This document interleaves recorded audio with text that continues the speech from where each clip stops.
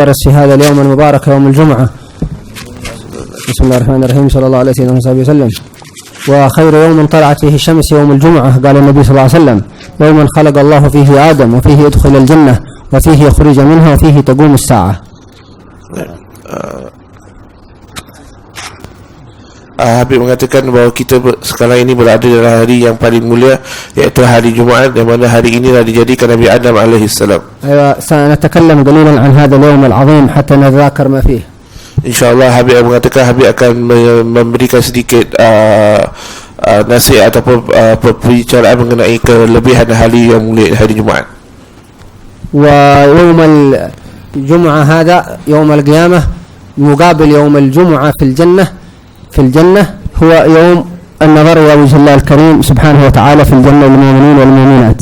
Dan hari Jumaat ini adalah hari yang mana akan terjadinya hari kiamat dan akan bertemunya orang mukmin dan mukminat di syurga nanti pada hari Jumaat. المؤمنون يخرجون في مثل يوم الجمعة من بيوتهم ومن قصورهم في الجنة إلى ساحات النظر إلى وجه الله الكريم سبحانه وتعالى.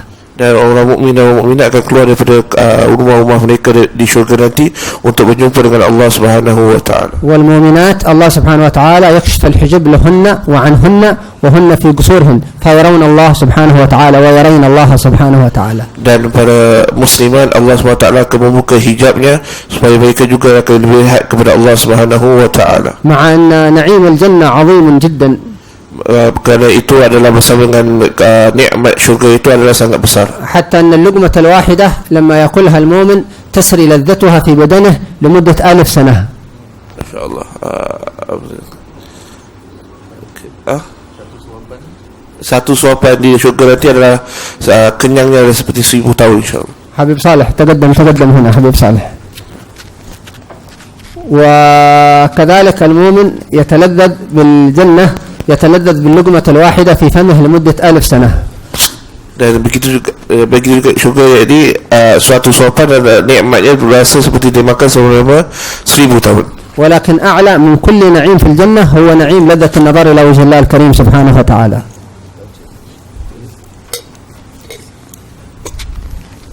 Nikmat yang paling agung yang ada dalam surga itu adalah memandang wajahnya Allah Subhanahu wa taala. حتى روى الإمام يحيى بن معاذ الرازي رضي الله عنه أن المؤمن إذا كشف المولى عز وجل الحجب عن قلب المؤمن فرأى ربه سبحانه وتعالى تغور أعينه في رأسه من لذة والدهشة النظر إلى وجه الله الكريم لمدة 800 سنة، وهو يعني من الانبهار والدهشة في النظر إلى وجه الله الكريم. Diriwayatkan oleh Imam Yahya Ibnul Mu'ad bahawa beliau mengatakan bahawa orang yang berada dalam surga ketika pertama kali dia memandang wajah Allah Subhanahu wa taala, maka matanya itu dia terbelalak melihat karena keheranan dan ketakjuban dengan Allah Subhanahu wa taala selama 800 tahun. ثم بعد ذلك يتمكن المؤمن والمؤمنة في النظر إلى وجه الله الكريم 800 سنة، هذه انبهار فقط من جمال وجه الله سبحانه وتعالى. Ya, 800 tahun itu mereka hanya satu ketakjuban sehingga dia hanya memandang begitu. Nanti setelah itu berikutnya dia akan mampu memandang Allah Subhanahu wa taala dari masa ke masa. ومن عمل 5 خصال في يوم الجمعة فقد حصل بركات يوم الجمعة وخيرات يوم الجمعة كلها. Barang siapa yang mengamalkan 5 perkara di hari Jumat, maka dia akan mendapatkan keberkahan yang Allah turunkan di hari Jumat itu. أولها الاغتسال يوم الجمعة فلا يترك الاغتسال قط لأن الأحاديث فيه كثيرة وفضائله عظيمة جدا. Yang pertama adalah mandi di hari Jumat, kan hadis-hadis Rasulullah menyanjurkan untuk mandi di hari Jumat ini banyak, fadilahnya sangat besar, jangan ditinggalkan sama sekali. ولا ينسى النية نويت غسل يوم الجمعة. Dan jangan lupa untuk niat ketika kita mandi sunnah Jumat itu. Saya niat untuk mandi sunnah Jumat. وينوي أيضا مع غسل جسده أن يغسل قلبه. عندما يغسل جسده ينوي غسل القلب من الأمراض ومن الكدورات. Dan juga niat ketika membersihkan badan kita, niat untuk membersihkan hati kita dari segala macam penyakit hati, dari kotorannya. الخصلة الثانية يبكر في الذهاب إلى الجمعة ويحاول أن يكون قبل أن يطلع الخطيب إلى المنبر. Dan yang kedua adalah kita mengawalkan diri untuk menghadiri salat Jumat itu. Jangan sampai kita hadir khatib sudah naik ke mimbar. كل خطوة يخطوها المسلم إلى الجمعة بعبادة سنة صيام نهارها وقيام ليلها. Setiap langkah yang dilangkahkan seorang muslim menuju ke masjid untuk salat Jumat akan mendapatkan pahala 1 tahun ibadah, baik siam ataupun qiyam di malam harinya. ثالث خصلة لا يترك قراءة سورة الكهف أبدا في يوم الجمعة. Di hari Jumat jangan meninggalkan membaca surat Al-Kahfi sama sekali. إن لم يقدر على قراءتها كلها فيقرأ نصفها أو يقرأ أقل شيء 10 الآيات الأولى ولا يترك قراءة سورة الكهف يوم الجمعة أبدا أبدا مهما حصل. Usahakan bisa membaca surat Al-Kahfi di hari Jumat keseluruhannya. Kalau tidak mampu keseluruhannya, separuhnya, ya setengahnya. Kalau tidak setengahnya, seperempatnya. Minimal paling sedikit kita 10 ayat di awalnya, jangan tinggalkan sama sekali untuk membaca surat Al-Kahfi. رابع خصلة مهمة جدا أن يصلي على النبي محمد صلى الله عليه وسلم في يوم الجمعة وليلة الجمعة. Yang keempat adalah kita bersalawat kepada Nabi SAW di hari Jumat dan di malam Jumat. ويحاول أن تبلغ صلاته على النبي صلى الله عليه وسلم إلى 1000 مرة.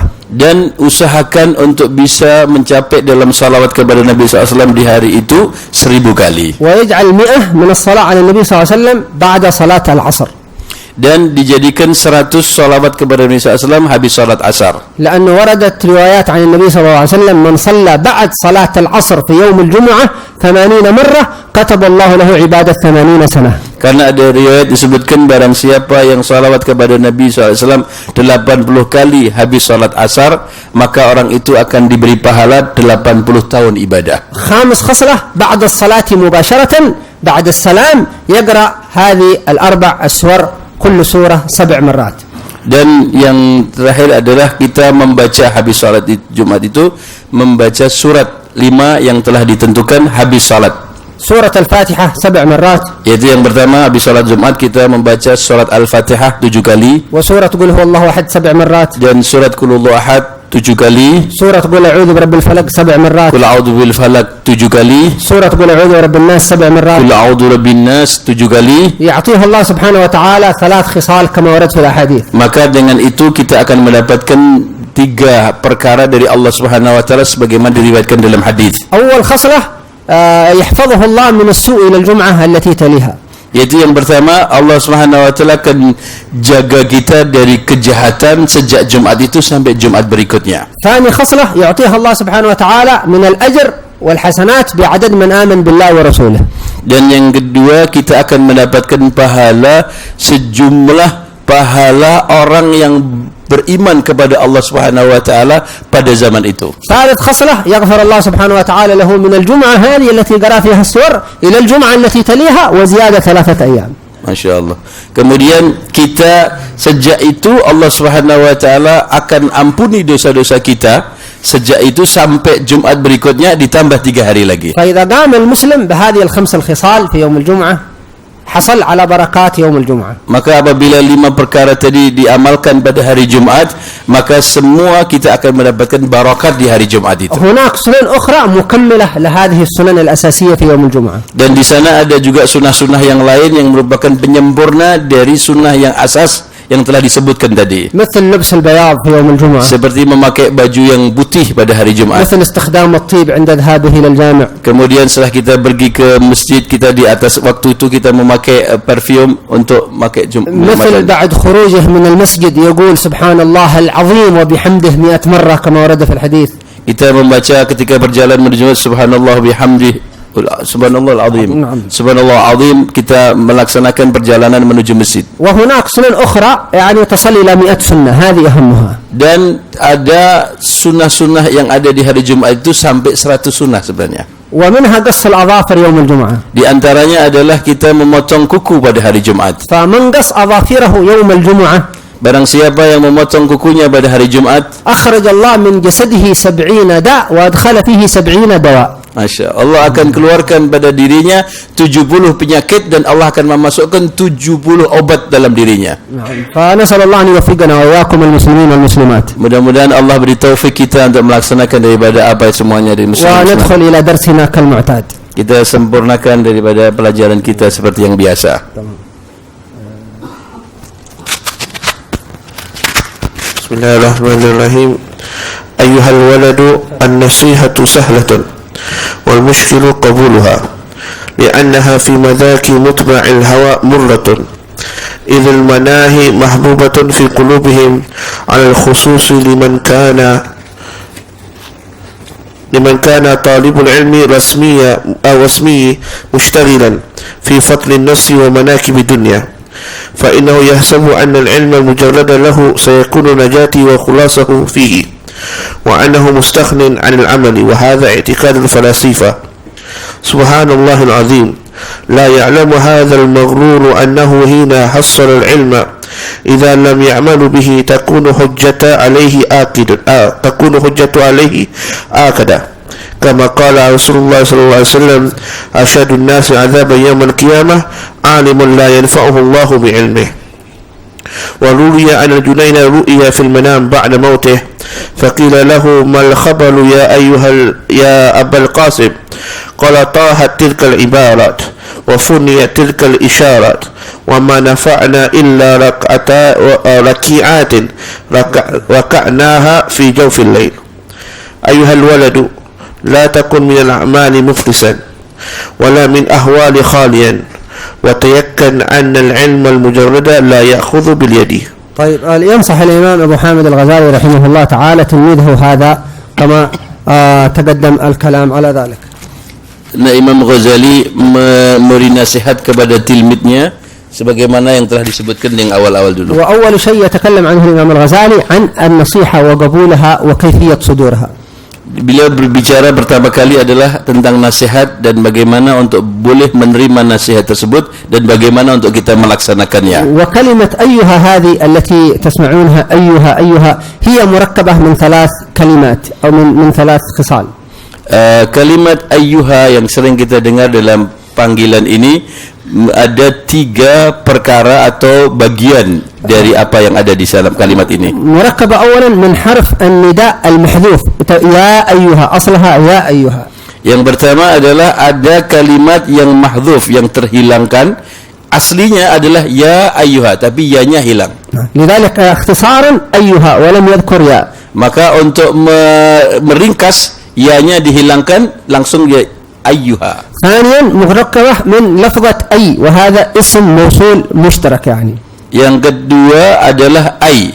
Itu adalah isim mausul, adalah isim kata benda yang sebagai penghubung kepada benda yang lainnya. وثالثا مركبة من هاء التنبيه ها يا أيها.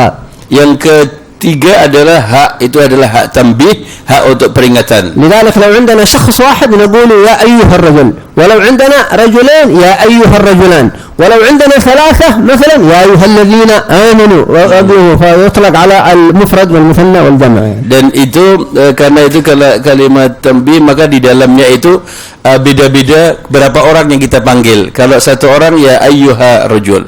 Tapi kalau kita 2 ya ayyuha pakai panjang kepada rajul. Tapi kalau banyak ya ayyuhalladzina amanu. لذلك كثير من الآيات القرآنية ربنا ينبهنا سبحانه وتعالى ويخاطبنا ينادينا ربنا عز وجل يا أيها الذين آمنوا اركعوا واسجدوا يا أيها الذين آمنوا إذا قمتم إلى الصلاة فنداء وتنبيه من الله سبحانه وتعالى.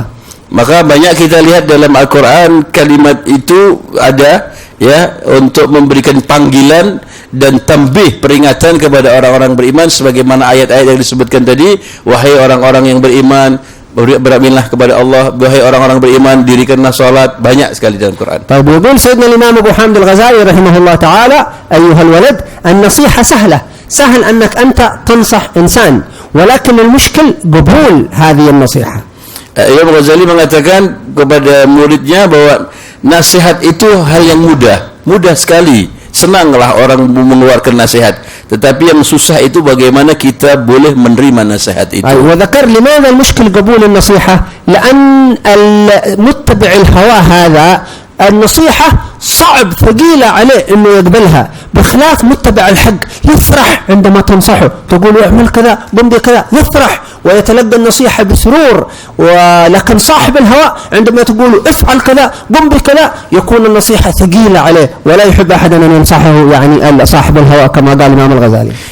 Beliau menyebutkan kenapa sebabnya orang itu susah untuk menerima nasihat, yaitu karena ada orang mengikuti hawa, mengikuti nafsu yang pada dirinya, sehingga susah ketika orang dikasih tahu untuk melaksanakan seperti itu. Tapi kalau orang yang tidak mengikuti hawa nafsunya, ketika orang memberi nasihat dia akan mendengarkan dengan baik dan dia senang. Tetapi kalau orang mengikuti hawa nafsunya, dia akan menolak daripada nasihat yang baik yang benar tadi. فالعقلاء والأولياء يحبون من ينصحهم. Orang-orang yang berakal dan para aulia itu suka sekali kalau ada orang memberi nasihat kepada mereka. والحمقى لا يحبون من ينصحهم. Tapi orang yang bodoh adalah orang yang tidak suka kalau mendapat nasihat. ومثال من ينصحك مثال أنت أردت مثلا أن تلبس ثوبك وفي الثوب أفعى أنت لم تشاهدها، فجاء شخص قال لك انتبه تلبس الثوب هذا فيه أفعى، فأنت لو كنت عاقل ستقول جزاك الله خير أنت نصحتنا، ولو كان أحمد يقول ما لك دخل أنت، هذا فيؤدي إلى قتله وإلى ظهره.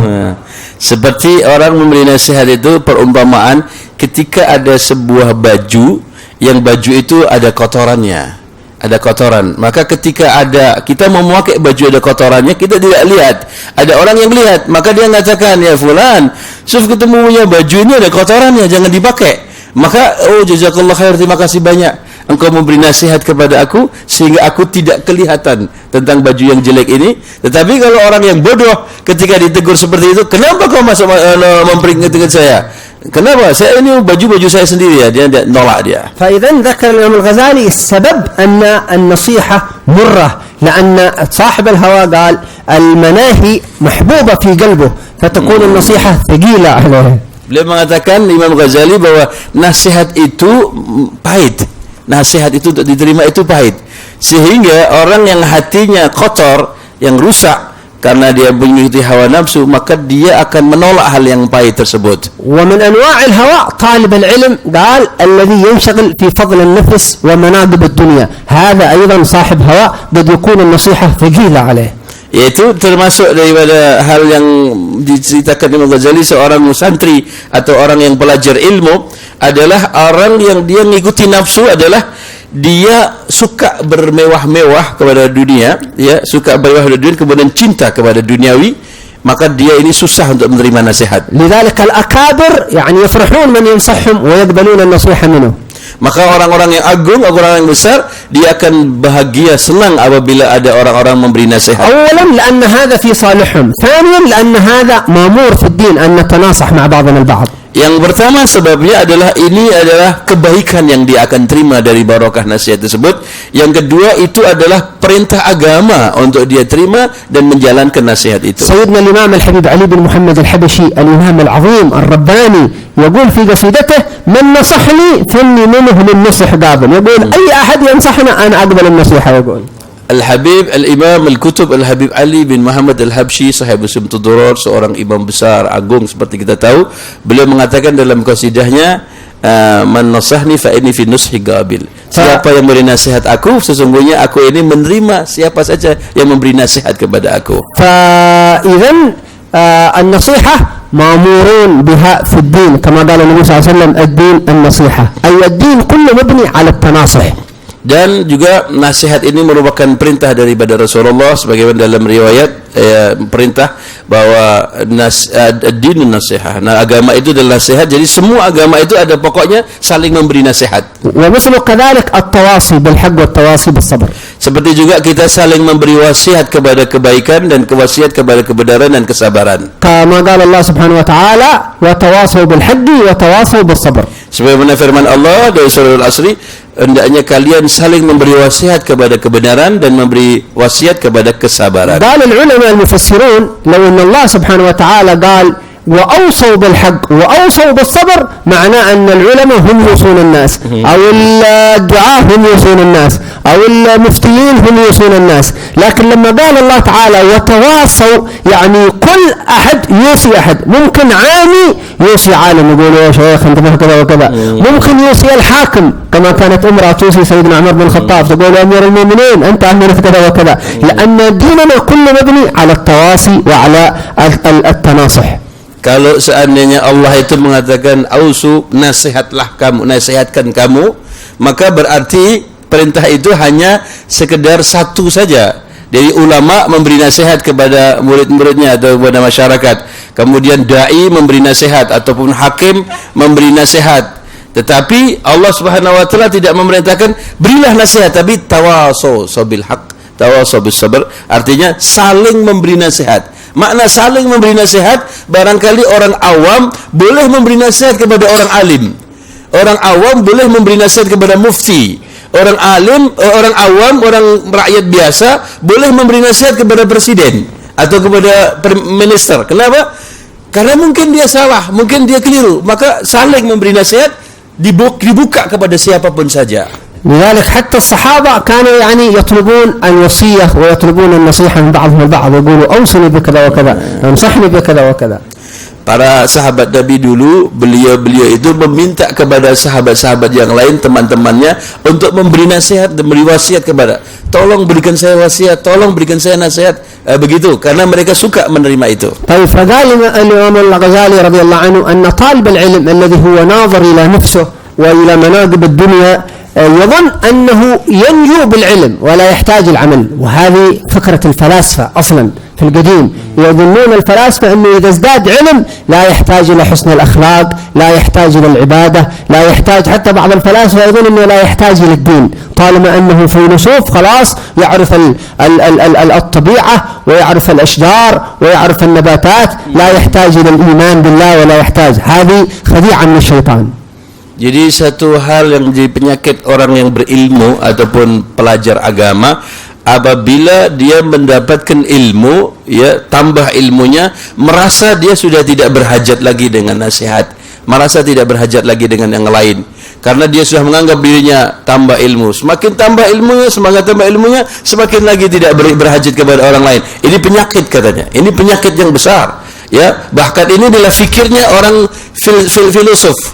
Seorang filsafat, orang filosof, belajar filosof, dia setiap kali dia belajar mempelajari sebuah ilmu, maka dia tidak berhajat kepada yang lain, bahkan tidak berhajat kepada agama, bahkan tidak berhajat kepada ibadat, tidak berhajat kepada, sampai keluar dari agama, karena tidak percaya kepada Tuhan, kepada Allah, karena dia menganggap dia sudah membuka rahasia ilmu alam, ilmu binatang, ilmu tumbuh-tumbuhan, ilmu ini, ilmu itu, sehingga sudah tidak berhajat lagi. Ini penyakit namanya. طيب فقال الإمام الغزالي يرد هذه الشبهة. سبحان الله، لا يعلم هذا المغرور أنه حين حصل العلم إذ لم يعمل به تكون الحجة عليه، فإذا كان عنده علم ولم يعمل به تكون الحجة آكد عليه.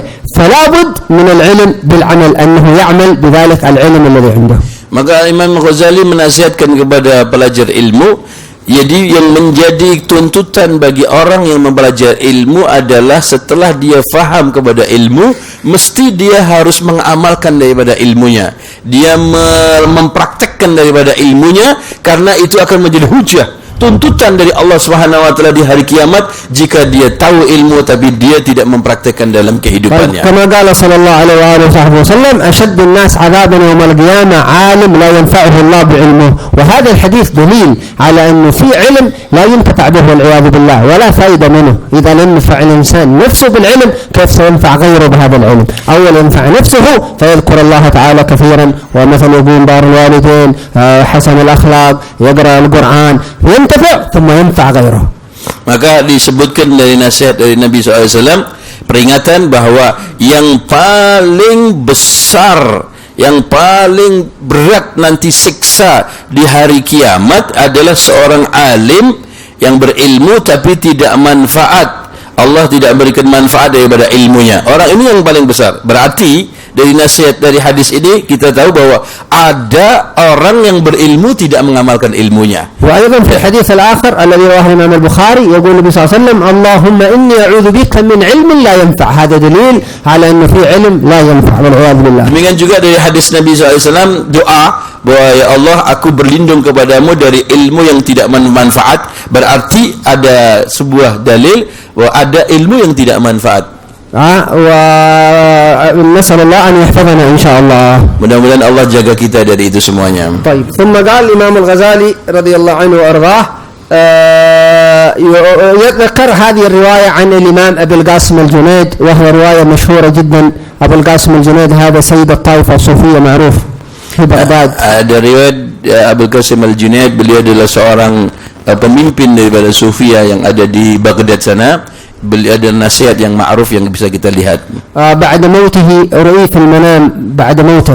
Setelah beliau wafat, ya ada orang yang mimpi berjumpa beliau. وسأله هذا الذي رأى أن الإمام أبو القاسم الجنيد كان علامة كبير جدا وكان صاحب لسان يعني كلامه عظيم وكلامه كله دقيق. فرآه أحد الناس بعد موته وقالوا يا أبا القاسم الجنيد إيش الخبر في الآخرة؟ ما هي أخبارك في البرزخ في الدار الآخرة؟ Al-Imam Abul Qasim al-Junaid ini adalah seorang alamah, orang imam besar yang umatnya banyak, dan kalau beliau syarahan banyak orang yang mendengarkan kalimatnya. Beliau memang seorang yang degik, artinya orang yang meneliti ilmu yang sangat tajam dan sangat hebat sekali.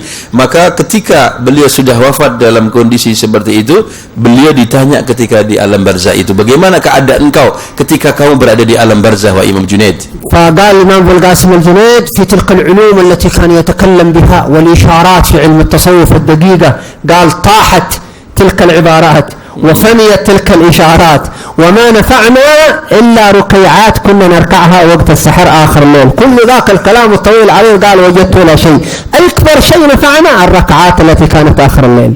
Maka Imam Abul Qasim al-Junaid ketika dilihat dalam mimpi itu ditanya, bagaimana keadaan kamu berada di alam barzah? Beliau mengatakan telah hilang semua ibarat, artinya kalam beliau yang dulu agung-agung didengar orang, ceramah-ceramah, syarahan-syarahan yang luar biasa, tidak ada manfaatnya ternyata di akhirat.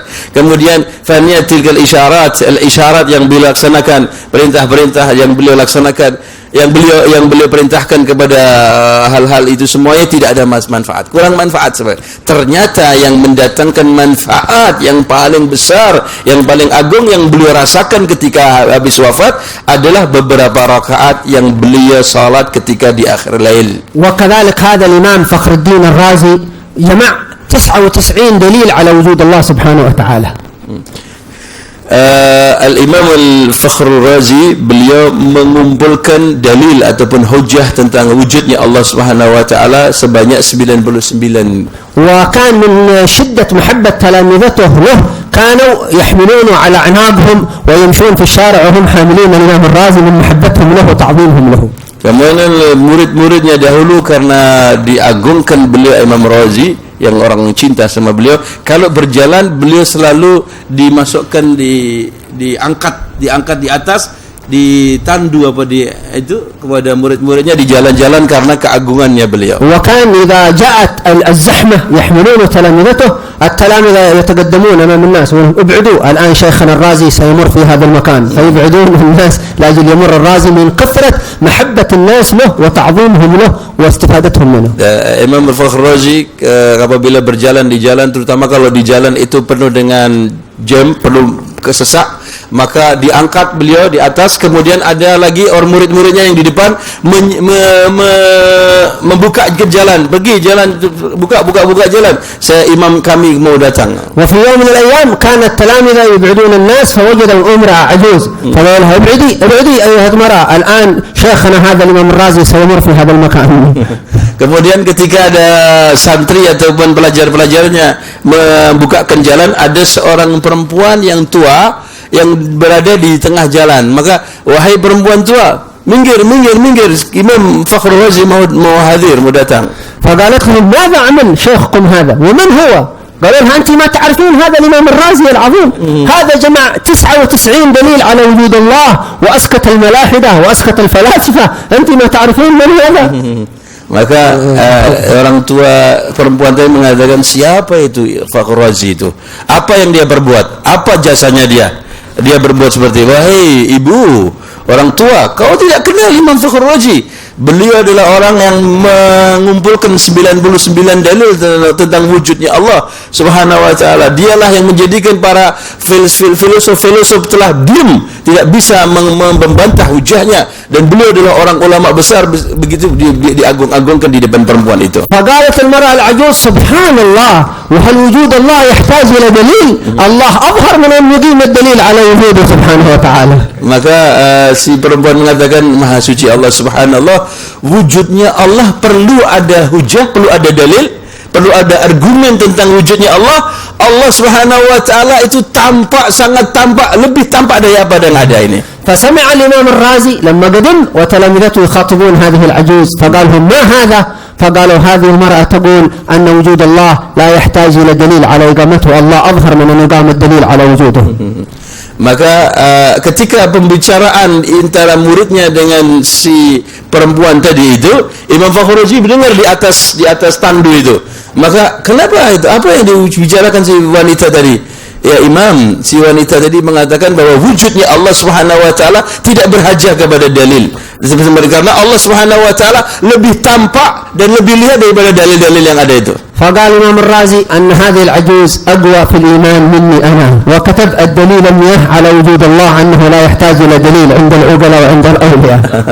Maka Imam Fakhr Razi mengatakan kepada muridnya, ketahuilah bahwa perempuan itu lebih beriman dan lebih yakin kepada saya daripada diri saya. Dia lebih hebat daripada saya. Maka dia sebutkan penyempurna daripada 99 itu menjadi 100 daripada ini, bahwa wujudnya Allah bagi orang-orang yang berakal dan orang-orang yang imannya kuat tidak perlu dalil. وكان بعد ذلك الإمام الرازي يدعو ربه دائما ويقول اللهم إني أسألك إيمانا كإيمان العجوز أو كإيمان العجائز مثل إيمان هذا لا يحتاج إلى دليل. Maka salah satu doa yang selalu dibaca oleh Imam Fakhr Razi, ya Allah berikan aku iman sebagaimana imamnya Ajuz, orang wanita tua itu, supaya saya mendapatkan iman seperti iman beliau. وكان الإمام الرازي أيضا متواضعا. Dan Imam Fakhr Razi adalah orang imam yang sangat tawadhu. فإذا مر في الطريق, apabila berjalan di satu jalan, وهو عنده العلوم العظيمة في الأصول وفي المنطق, walaupun beliau ini orang-orang memiliki ilmu yang sangat agung dari usul, dari ilmu-ilmu mantik. أحيانا بعض النساء يسألنه في الصلاة في أشياء بسيطة جدا في الصلاة في الطهارة وهو الإمام العظيم، فمن تواضعه يتوقف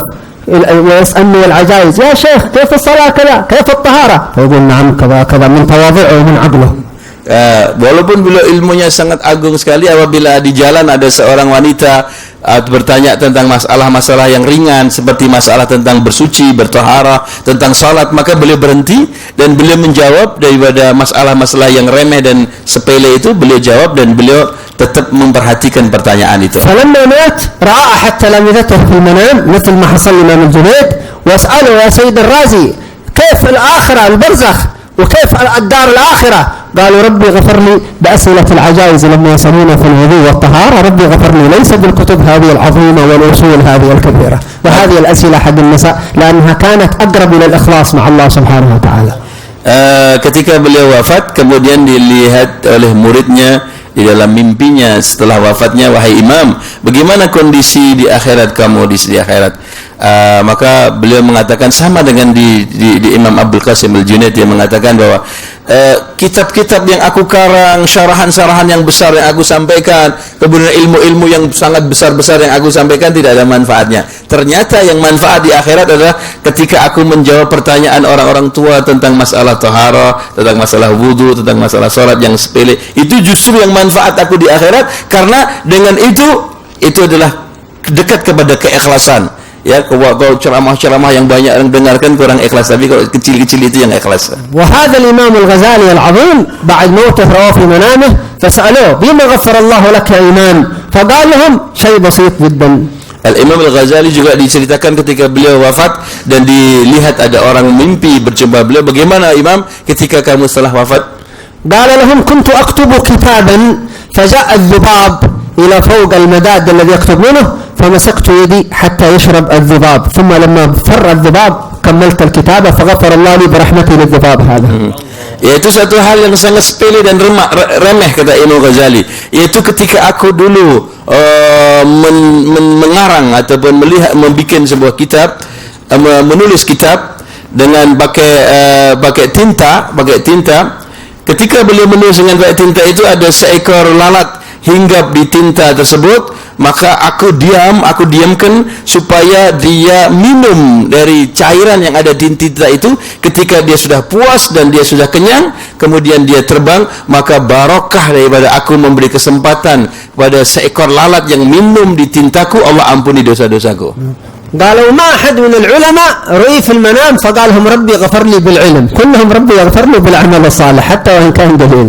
Maka banyak sekali para alim ulama yang dilihat ketika dalam mimpinya, dia mengatakan bahwa tidak ada manfaat tentang ilmu-ilmu yang besar yang beliau miliki, ternyata yang bermanfaat adalah amal yang dia laksanakan. Hatta Imam Syafi'i radhiyallahu anhu fara'a tilmidhu fi ar-rabi' في المنام وسأله كيفك يا إمامنا يا أستاذنا في الآخرة قال الحمد لله ماذا حصل لك قال غفر لي ربي بالصلاة على النبي محمد صلى الله عليه وسلم التي كتبتها في مقدمة كتابي الرسالة. Masya Allah. Al-Imam Syafi'i juga ketika dilihat oleh muridnya Rabi' namanya, melihat Imam Syafi'i setelah wafat, bagaimana Imam?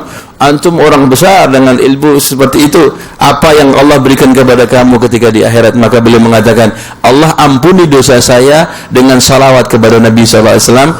Di antara yang aku tulis ketika di mukaddimah kitab saya Ar-Risalah, aku bikin salawat, itu sebarokah salawat itu Allah ampuni dosa saya.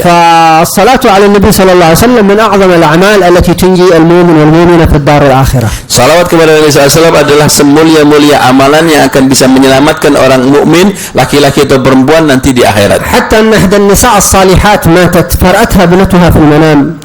Maka ada satu orang wanita yang salehah yang meninggal dunia, maka ada seorang anak putrinya melihat ibunya ini setelah meninggal di manam. Fasalatha ibnatuha taqulha ya ummi kayf anti fil barzakh wa kayf su'al al malakain wa kayf ad-dar al akhirah. Maka si perempuan tadi tanya, wahai ibu, apa yang kamu dapatkan ketika kamu berbarzah? Bagaimana di barzah? Bagaimana pertanyaan malaikat? Bagaimana berada di kubur di sana? فقالت لها لما وضعوني في القبر بقيت في القبر منتظر الملكين منكر ونكير فلم ياتي منكر ونكير. Maka ketika aku berada dalam kubur, aku tunggu cerita yang katanya ada malaikat munkar dan nakir itu. Tunggu, ternyata tidak datang itu malaikat munkar dan nakir. قالت فبقيت ساعة ساعتين 3 ساعات ما جاء منكر ونكير. Maka aku tunggu 1 jam, 2 jam, 3 jam, beberapa jam aku tunggu, tidak datang itu malaikat munkar dan nakir. ثم بعد 4 ساعات فتحت عيني في القبر هنا منكر ونكير. Maka ketika setelah 4 jam aku buka mataku dalam kuburan, mana itu munkar dan nakir. قالت ثم حركت قدمي ورجلي فتأكدت أني حية في القبر فرجلها تتحرك وقدمها تتحرك. Maka aku gerakkan kakiku dan tanganku dalam kuburan, maka aku meyakini bahwa aku hidup dalam kubur sekarang. قال ثم لما طال الوقت مرت 6 ساعات جلست جالسة في القبر. Maka ketika sudah aku lama berada kubur 6 jam, maka aku duduk di dalam kuburan. قالت ثم سقط جدار القبر الأيمن الذي عن يميني سقط الجدار. Kemudian setelah itu tanah yang ada di kanan dari samping kananku dia hancur dan terbuka itu tanah. فرأيت ساحة على مد النظر على مد البصر. Maka aku melihat halaman yang sangat luas sepanjang daripada mata memandang. فيها أشجار خضراء من النور وحشيش أخضر من النور. Dan aku lihat daripada pohon-pohon yang hijau dari cahaya, kemudian rumput-rumput yang sangat indah yang ada dalam cahaya. وتحت إحدى الأشجار امرأتين جالستين ثنتين نساء. Salah satu dari pohon itu ada 2 wanita yang berada di bawah pohon. قالت فقمت إليهن بكفني وهي بالكفن ذهبت إلى إحدى النساء وتسألهم أين منكر ونكير أنا فلان بنت فلان في القبر ساعات ما جاء منكر ونكير. Maka aku berjalan menuju kepada 2 wanita yang ada di bawah pohon itu dengan kafan saya. Saya berjalan dengan kain kafan saya menuju kepada wanita itu. Saya tanya, wahai 2 wanita, di mana munkar nakir? Saya tunggu-tunggu tidak datang-datang munkar nakir. فتبسمت إحدى النساء وقالت لها الذي يأتي في هذا المكان لا يأتي عنده منكر ونكير، أنت من الذين لا سؤال ولا حساب، لن يأتي منكر ونكير. Maka dua wanita tadi menjawab, orang yang datang di tempat ini tidak ada munkar dan nakir. Jadi yang tempat ini adalah tempat khusus, tidak ada pertanyaan dari munkar dan nakir dan tidak ada hisab. وهذا بركة الصلاة على النبي محمد صلى الله عليه Dan وسلم. ini semuanya adalah barakah salawat kepada Nabi Muhammad sallallahu alaihi wasallam. فلذلك هذه الأعمال القليلة قد تكون عند الله عظيمة سبحانه وتعالى. Maka kadang-kadang amal itu sepertinya sepele dan kecil, tetapi itu agung di sisi Allah Subhanahu wa taala. وفي زمن الإمام مالك عندما كان سيدنا مالك في المدينة قالوا إن امرأة كانوا يغسلونها، فلما كانوا يغسلونها تبسمت هذه المرأة فوق المغتسل، ضحكت وعادت كما كانت، فخف المغسلات كيف هذه حية، فذهبوا إلى الإمام مالك المفتي. Waktu ada seorang wanita meninggal dunia di Madinah Munawwarah di zamannya Imam Malik bin Anas radhiyallahu ta'ala anhu, dimandiin ini wanita oleh para pemandi wanita juga. Ketika dimandi, mayat ini tersenyum gitu, terus kemudian dia diam. Maka tanya wanita yang para yang memandikan tadi, datang kepada mufti Imam Malik bin Anas, kejadian yang seperti itu, kenapa mayat bisa tersenyum? ثم أن الإمام مالك دعا الله سبحانه وتعالى أن يريه لماذا هذه المرأة تبسمت وهي ميتة فوق المغتسل. Maka Imam Malik didatangkan untuk mendatangi Imam Malik, wanita yang mayat tadi ini kenapa tersenyum ketika dimandikan, untuk bisa tahu kenapa sebabnya. فقالت لي إمام مالك أني أيام الدنيا كنت أتصدق صدقات كثيرة، وفي يوم من الأيام ما وجدت أحدا أعطيه الصدقة، وجدت كسرة خبز فأعطيتها، وجدت حيوان دابة تمشي في الشارع فأعطيت كسرة الخبز الدابة في الشارع، فلما متت رأيت ثواب الكسرة هذه مثل الجبال، فضحكت إن الله سبحانه وتعالى رحمني بهذه الصدقة. Maka karena kebesaran dari Imam Malik ini, beliau bisa berjumpa dengan wanita dan bisa berbicara kepada wanita yang meninggal dunia tapi tersenyum tadi. Maka wanita mengatakan, aku ini tiap hari bersedekah. Tiap hari aku bersedekah. Ketemu siapa saya sedekah. Ketika dalam hari satu hari aku punya sedekah yang aku akan berikan kepada orang, aku sudah pusing-pusing kemana-mana, tidak ada yang datang. Ternyata aku melihat seekor unta. Seekor unta yang ada di tempat saya, maka saya sedekah kepada seekor unta itu. Ketika saya bersedekah dengan seekor unta itu, maka Allah Subhanahu wa taala gantikan sedekah saya ini gunung yang sangat besar. Maka saya senyum dari barakah saya memberi sedekah kepada unta, ternyata aku mendapatkan pahala yang besar. حتى قال المفسرون شوف تفكر أنت في عظمة الصدقة، الله سبحانه وتعالى قال في سورة المنافقين وأنفقوا ما رزقناكم من قبل أن يأتي أحدكم الموت فيقول ربي لولا أخرتني لأجل قريب فأصدق. أول ما يموت المؤمن يتمنى الرجوع للدنيا، ما يقول سأحج، سأطلب العلم، سأجاهد في سبيل الله، أو يقول فأصدق. لعظمة الصدقة عند الله سبحانه وتعالى. ولا بيقول برجع إلى الدنيا لأجل بحج، بجاهد، بأخرج العلم، لا، الله ذكر عظمة الصدقة لأجل المؤمن يعقل وينتبه.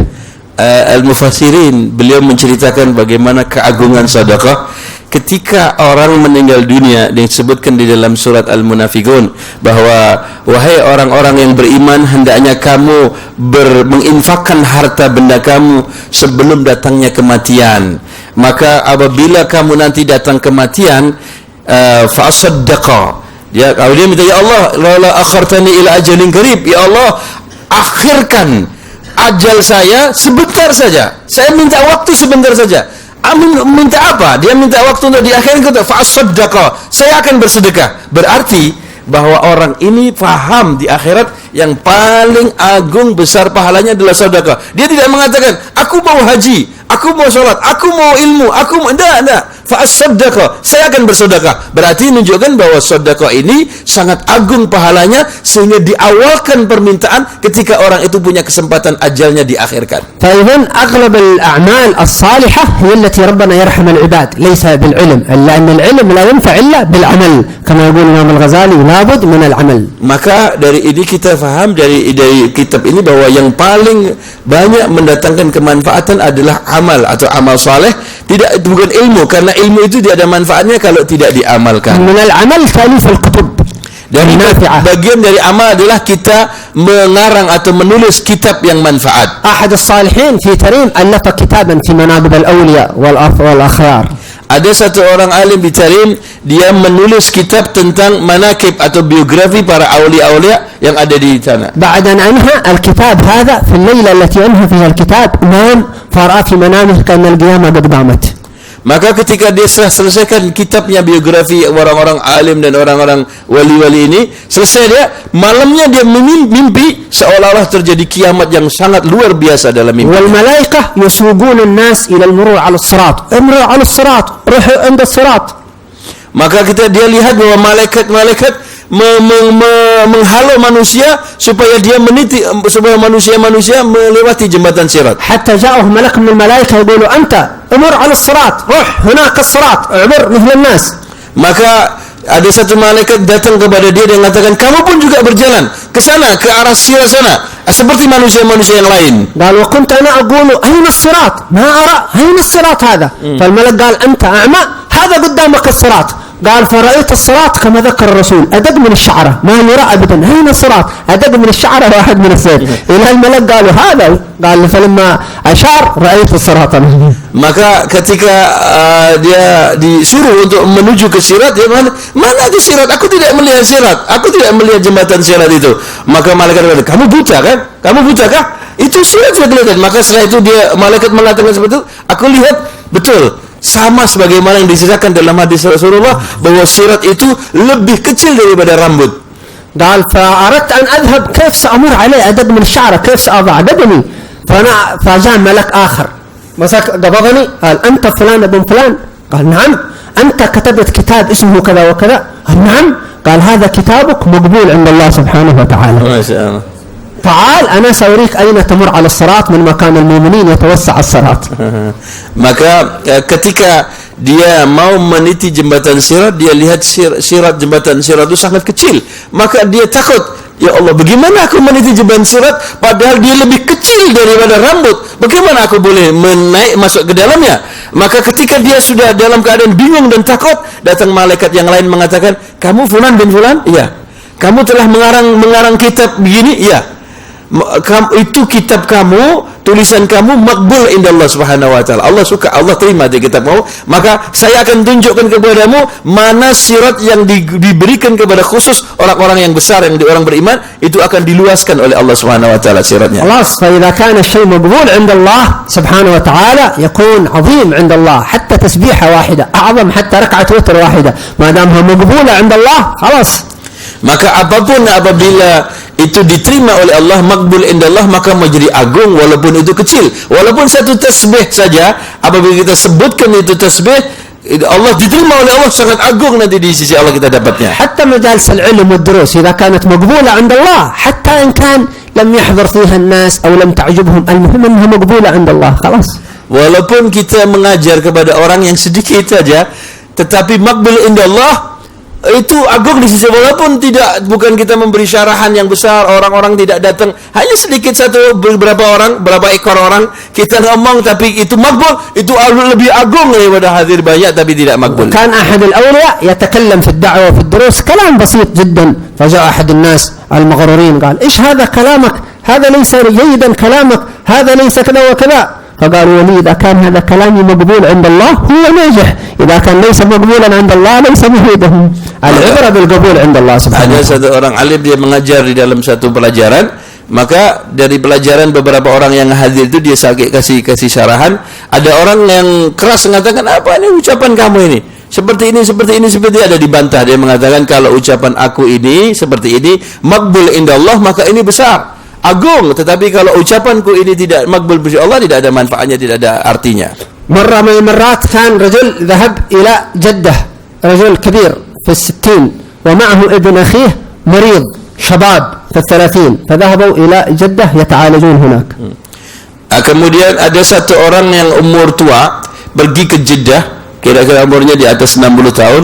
Ada keponakan dia yang umurnya 30 tahun mengajak orang tua ini untuk berobat di Jeddah. ويعالجون الشاب الصغير. الرجل الكبير هذا يحب مجالس الخير ويحب مجالس العلم. الشاب هذا مثل الشباب لا يحب مجالس الخير والذكر والعلم. Jadi orang tua ini adalah orang yang selalu hadir majelis ilmu dan yang membawa seorang pemuda yang umur 30-an gitu itu tidak suka, seperti orang-orang pemuda-pemuda yang lain yang tidak suka hadir di majelis-majelis ilmu. ولما وصلوا إلى جدة هذا الرجل الكبير قال لابن أخيه سنذهب مجلس خير عند واحد في جدة اسمه الحبيب عبد القادر السقاف نحضر مجلس العلم والذكر. ولكن الشاب قال لا أنا أريد أذهب ألعب وكذا. فعمه قال لابد تذهب معي. قال أنا أريد أذهب هكذا. قال لابد من أتركك أبدا. فأخذ ابن أخيه يعني قهرا لابد قال تذهب معي الدرس. فذهبوا الدرس عند الحبيب عبد القادر بن حميد. Maka sesampai di Jeddah orang tua tadi mengatakan, ayo kita akan hadir di daras, di pelajarannya Habib Abdul Qadir bin Ahmad As-Segaf. Di sana ada majelis dan beliau adalah orang besar, kita hadir dulu di situ. Maka keponakannya ini mengatakan, tidak paman, tidak, aku tidak mau hadir ke situ. Tidak mau aku kepingin berjalan-jalan, kepingin lihat kota-kota Jeddah yang indah di sini. Tidak, harus kamu hadir. Maka dipaksa oleh pamannya ini untuk hadir di tempatnya pelajaran di majelisnya Habib Abdul Qadir As-Segaf. ثم عملوا العملية للولد الشباب هذا لكن العملية لم تنجح ومات في جدة. Jadi ini anak ternyata ya ini yang sakit adalah ini anak. Kemudian ketika itu dia sudah hadir, dipaksa untuk hadir. Kemudian dia bikin operasi anak yang dioperasi anak ini ternyata operasinya tidak berhasil, tidak sukses, dia mati di Jeddah.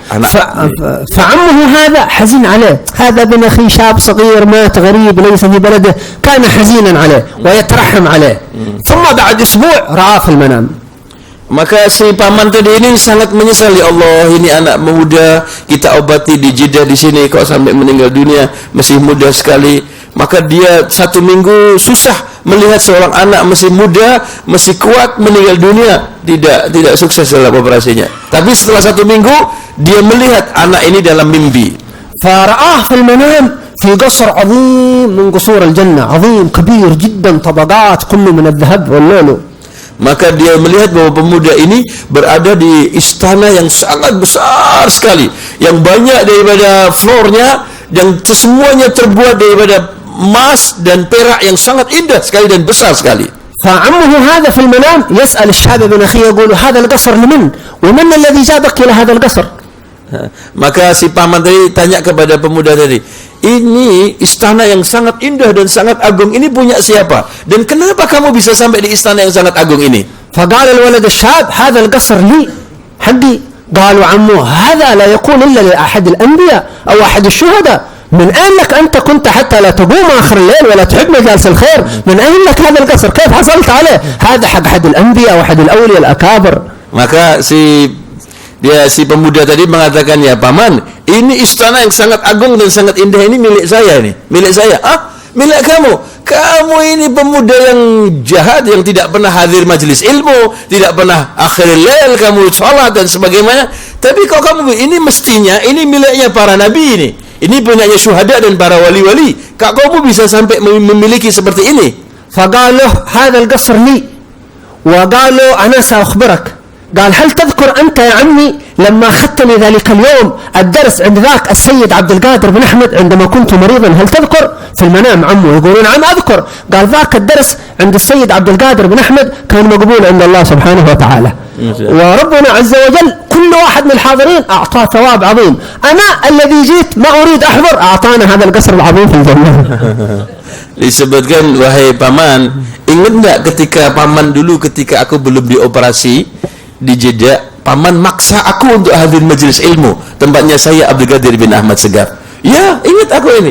Nah, barakah aku hadir dulu itulah aku mendapatkan daripada istana yang seperti ini. Karena itu daras aku ini makbul indallah. Allah terima. Allah terima dari rukun pertama itu, sehingga Allah Subhanahu wa taala semua yang hadir mendapatkan daripada semua qasar-qasar yang lebih agung daripada itu. Karena aku dulu tidak ingin untuk hadir, maka aku mendapatkan qasar yang seperti ini, padahal yang lain lebih agung daripada ini. شوف قول النبي صلى الله عليه وسلم هم القوم لا يشبع بهم جليسهم. هذا جاء ما يريد يحضر، عمه يكرهه تعال حصل هذا. فكيف إذا جاء الإنسان إلى مجالس الأولياء وهو فرحان وهو مسرور وهو رغبان. Ini seperti dari hadis Nabi SAW, humul qaum la yashqa bihim jalisuhum. Mereka adalah satu kaum, siapa saja yang hadir di dalamnya, dia akan mendapatkan bagian yang sama dari kaum itu. Walaupun ini seorang pemuda, dia hadir tidak ingin untuk hadir sebenarnya, dipaksa untuk hadir, ya, tapi dia tetap makbul dan dia mendapatkan begitu luar biasa dari istananya. Bagaimana kalau orang hadir di majelisnya para wali, para salihin dengan keadaan raghbah, dengan keadaan senang, dalam keadaan gembira, maka dia tentunya akan lebih agung di sisi Allah Subhanahu wa taala. Nasallallahu ta'ala an yaqbalana subhanahu wa ta'ala, yaqbal durusana wa yaqbal a'malana wa yaqbal adhkarana wa yaqbal kull ma na'malu min al-a'mal as-salihah wa yudha'if hadha subhanahu wa ta'ala wa yaj'alna wa iyyakum min ibadihi as-salihin. Mudah-mudahan Allah Subhanahu wa taala kabulkan kita, kabulkan pelajaran kita, kabul duduk kita di tempat ini, kabul amal-amal kita dan semua amal saleh kita, dan Allah Subhanahu wa taala jadikan kita dari hamba-hamba Allah yang saleh. وهذا هذه النية وكل نية صالحة وللمتقدمين في هذه البلاد من أولياء الله سبحانه وتعالى، حبيب نوح، حبيب علي بن عيسى، وحبيبنا الشيخ عمر خطيب، والحبيب محمد بن سالم بن أحمد بن حسن العطاس، وجميع أولياء الله الذين ذكرنا اسمائهم والذين لم ذكرهم من الله يدخل في قبورهم الروح والريحان والبشارة والرضوان والفسحة والأمان، ويكثر حسناتهم ويقدس أسرارهم وينفعنا وإياكم بركاتهم وأسرارهم وأنوارهم، ويرزقنا محبتهم ويتوفانا على ملتهم ويحشرنا في زمرتهم ويجعلنا وإياكم منهم ومعهم وفيهم، ويبلغ الآمال على أحسن حال وأنعم بال في عوافي وخيرات ومسرات وألطاف، جالب كل خير دافع عن كل شر. حبيب علي النبي محمد صلى الله عليه وسلم. الفاتحة. الفاتحة. إن شاء الله الرجيم. بسم الله الحمد لله رب العالمين الرحمن الرحيم مالك يوم الدين إياك نعبد وإياك نستعين اهدنا الصراط المستقيم غير المغضوب عليهم ولا الضالين آمين. ما شاء الله يوم الجمعة يوم الصلاة على النبي محمد صلى الله عليه وسلم. Hari Jumat ini hari yang harus berbanyak salawat kepada Nabi sallallahu alaihi wasallam. Coba Isal. مرحبا.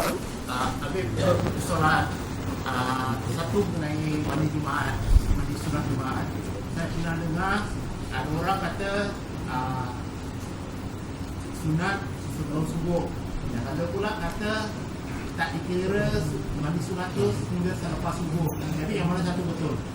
Yang kedua, kata langkah ke masjid. Adakah setiap jarak perjalanan kita ke masjid ataupun perjalanan kaki di masjid? Kalau kita duduk dalam masa kita duduk dalam kenderaan tu tak kira. Tak jalan. Yang mana satu? في سؤالين. سؤال الأول في أقوال عن الغسل الجمعة، في بعضهم يقول أن الغسل الجمعة يبدأ من قبل الفجر أو في بعد الفجر أو في أي وقت، المهم في يوم الجمعة هكذا. سؤال كيف ما هو الأصح الكلام. وثانيا أن الخطوات اللي مشينا إلى المسجد، الناس يتحرك من بيت إلى مسجد بالرجل، كيف لو كان الناس يمشي بالسيارة ما يتحرك رجله إلى المسجد؟ نعم. السؤال الأول، المعتمد أن وقت الغسل في يوم الجمعة هو يدخل وقته من بعد الفجر، فإذا أذن الفجر طلع وقت الفجر، دخل وقت الفجر، يدخل وقت صلاة الجمعة، وقت الغسل. ولأن اللي كانوا في زمن النبي صلى الله عليه وسلم يصلون الفجر ويغتسلون ويجلسون خلاص من بعد صلاة الفجر على طول، يعني بعد صلاة الفجر يجلسون إلى الجمعة خلاص. وما الأفضل؟ والآن الأفضل، لكن وقتنا الآن ما حد يعني يجي بعد صلاة الفجر مباشرة يصلون الفجر، تؤخر الغسل إلى وقت خروجك إلى الجامع. ممكن لو الآن بيغتسل الإنسان من الآن يصح، لكن نقول الساعة كم أنت ستذهب إلى الجامع، تؤخر غسلك إلى أقرب وقت تذهب فيه إلى الجامع. السؤال الثاني اللي هو نعم، هذا كذلك أجاب الفقهاء وقالوا بالقياس، يقاس لو مشى على خيل أو مشى على حمار أو مشى على سيارة، حتى تقاس تقدير المسافة كم عدد خطواته لو مشى على قدمه، فيعطى على عدد الخطوات بالقياس. Beliau mengatakan bahwa untuk mandi di hari Jumat itu yang paling asah, artinya paling qaul atau pendapat yang paling kuat itu setelah habis salat fajar masuknya. Jadi kalau menurut pendapat ini berarti orang yang salat mandi sebelum subuh, sebelum azan fajar mandi tidak sah itu.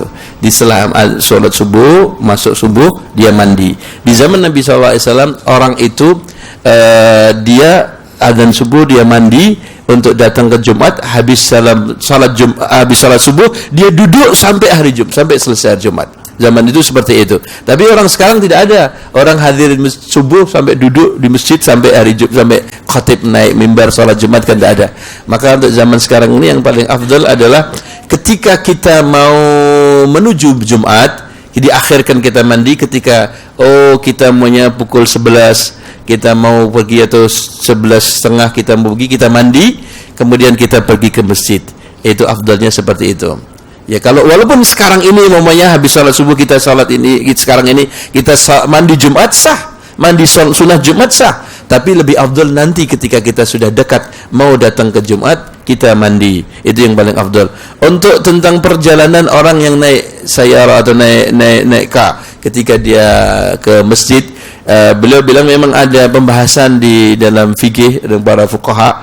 Beliau mengatakan zaman dulu ada orang naik onta, ada orang naik keledai dan sebagainya. Dan sekarang ini orang naik kereta ke masjid, maka dikiaskan jaraknya. Kalau seandainya dia berjalan kaki, dia berapa langkah kira-kira yang dia langkahkan menuju masjid kalau dia berjalan kaki, maka langkah-langkah itulah yang dikiaskan jarak rumahnya dengan dia naik kereta. صلاة العيد غسل يوم العيد هذا يدخل وقته منتصف الليل. العيد الفطر عيد الأضحى بعد منتصف الليل ممكن الإنسان ينوي غسل عيد الفطر وعيد الأضحى. Kalau salat Idul Adha dan Idul Fitri, waktu masuknya itu adalah setengah malam setengah malam terakhir.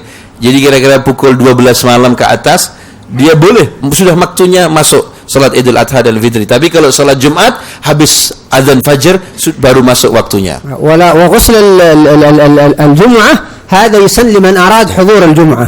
لو كان إنسان مسافر لا يريد حضور الجمعة لا يسن له أن يغتسل غسل يوم الجمعة، لكن غسل يوم العيد حتى لو كان في البيت ما يريد يخرج صلاة العيد يغتسل، لأن غسل العيد لليوم بينما غسل الجمعة للصلاة. Jadi salat Jumat itu disunnahkan, mandi Jumat itu disunnahkan bagi orang yang mau hadir salat Jumat. Tapi kalau ada orang yang tidak mau hadir salat Jumat seperti perempuan ataupun orang yang musafir, kan tidak wajib Jumat, dia tidak ingin untuk hadir salat Jumat, dia mau salat Zuhur, maka tidak sunnah baginya untuk mandi Jumat. Tetapi kalau Idul Adha atau Idul Fitri, siapa saja yang tidak hadir sekalipun, ya tidak hadir, dia tidak mau salat Id ya, maka tetap sunnah dia salat mandi. Kenapa? Karena sunnahnya itu harinya. Sunnah mandi itu karena harinya. Tapi kalau Jumat sunnahnya untuk salatnya. وغسل الجمعة هذا نعم العيد حتى الحائض والنفس أيوه لأنه الأجل اليوم يعني. Walaupun perempuan yang haid ataupun yang nifas boleh untuk mandi Id, karena itu mandi untuk bukan untuk salat. Jadi mandi untuk harinya, maka perempuan yang haid dan nifas pun boleh untuk mandi Id. نعم. وغسل الجمعة هذا في ثواب عظيم يحاول الإنسان ما يتركه أبدا مهما كان، لا تترك غسل الجمعة. حتى لو أنت سافرت بلاد باردة تصبر قليل واغتسل أو سخن الماء ولا تترك غسل الجمعة لأنه ثواب عظيم جدا جدا جدا. Beliau mengatakan bahwa mandi sunnah Jumat ini besar sekali pahalanya. Jadi jangan sampai ditinggalkan. Walaupun kadang kita mungkin pergi ke satu negeri yang sangat dingin sekali pada hari Jumat, kita mau salat Jumatan, kita mandi, tetap kan mandi, kita pakai air hangat dan mandi karena itu sangat pahalanya agung. Ayo. Ya.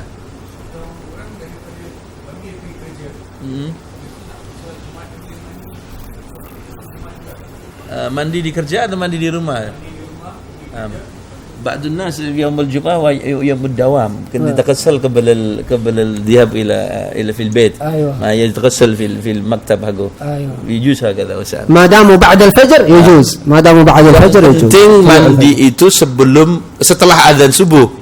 Maka sebelum dia kerja pukul 6 atau pukul 7 dia mandi tidak apa-apa, pukul 8 tidak masalah. ينتبه يصح ينتبه من خصلتين فقط، النية وينوي مع غسل البدن غسل القلب، لأن البدن للناس والقلب محل نظر الله سبحانه وتعالى. Penting juga niatnya. Ketika kita mandi itu niat memang mandi untuk sunnah Jumat, untuk membersihkan badan kita, dan niat juga niat untuk dibersihkan hati kita.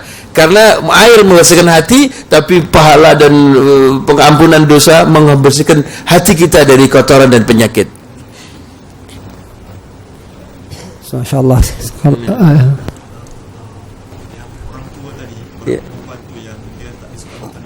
Iya. Ya.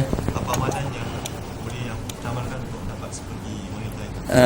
أبغى قصة كان الجوز لما يحصل السؤال من منكر نكير حصل هذا ايش العمل خواص لعمل الصلاة على النبي صلى الله عليه وسلم، الصلاة على النبي. هذه الوقت الخاص هذه القصة ذكرها الحبيب علي بن حسن العطاس في كتابه الرياض المونقة، وأن هذه المرأة يعني ربي سلمها بالصلاة على النبي صلى الله عليه وسلم. Jadi amalnya wanita tadi banyak salawat kepada Nabi.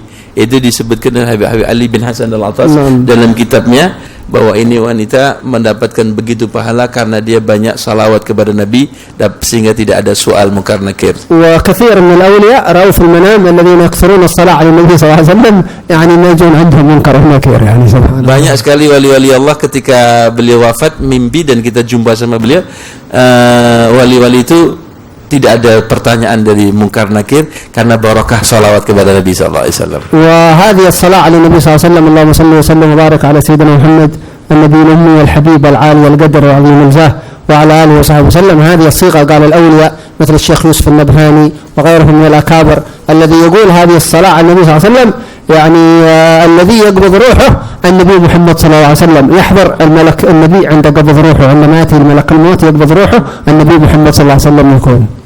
Salawat yang telah disebutkan Habib tadi ini, ya, salawat Ali al-Qadr itu apabila kita sebut dan kita banyak, maka ketika kita di YouTube ada nusyur. Nanti dicatatkan insyaallah nanti disebarkan untuk dibagikan, dibaca orang yang aktif, yang dia aktif untuk membaca salawat ini ketika sakaratul maut Rasulullah hadir. Rasulullah akan hadir di tempat itu sehingga dia akan ringan daripada sakaratul mautnya. وكذلك هذا الإمام الحبيب حسن بن أحمد العيدروس كان هو بينه وبين الحبيب علي بن محمد الحبشي أخوة، فبعد مماته رآه أحد الناس كيف حالك بعد الموت؟ قال إن الموت له شدة عظيمة، وكلما لكن أنا قال كنت يعني الله سبحانه وتعالى أدركنا بالنبي محمد صلى الله عليه وسلم، فالملك الموت قال كلما نزع الروح من جزء من بدني من أقدامي ألم شديد، فالنبي يمسح يده ويروح على الألم مباشرة.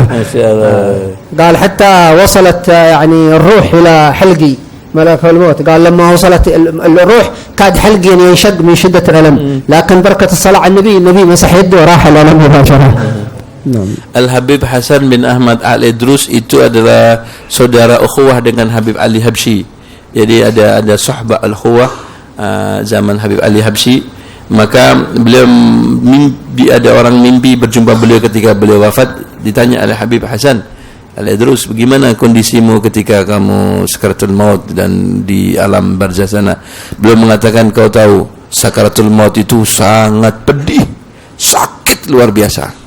Orang dicabut nyawa itu sakit sekali. Tetapi karena barakah salawat Nabi SAW, Rasulullah hadir dalam sakarat mautku, maka ketika aku dicabut dari mulai ibu jariku kaki, dicabut sangat sakit sampai ke kakiku, maka Rasulullah usap. Yang sakit dari Rasulullah usap hilang sama sekali. Naik lagi ke tulang kering, dia usap, hilang. Terus naik ke paha, diusap Nabi, semua tidak hilang sakit. Maka ketika sudah sampai di tenggorokanku hampir pecah sudah.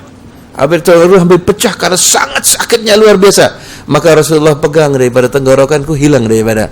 Ini karena semuanya adalah barakat aku sering salawat kepada Nabi Muhammad sallallahu alaihi wasallam.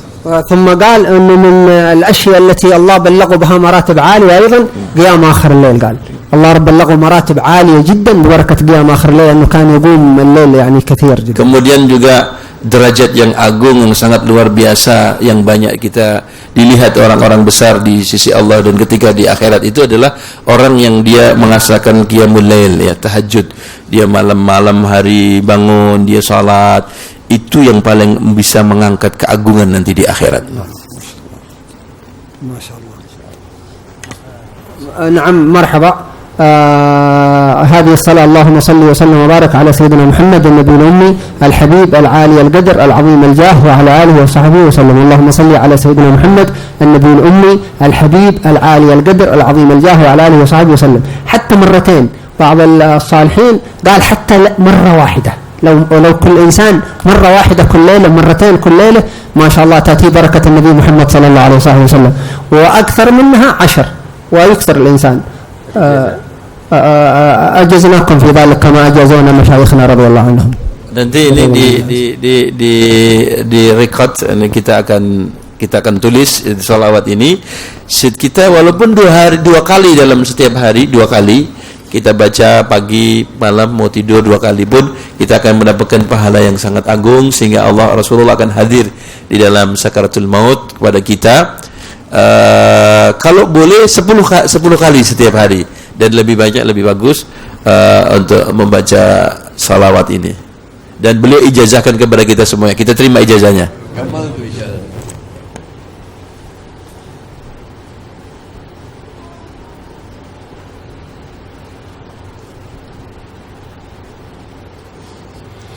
ما شاء الله. نركع الإشراق. سبحانك اللهم وبحمدك، أشهد أن لا إله إلا أنت، نستغفرك ونتوب إليك.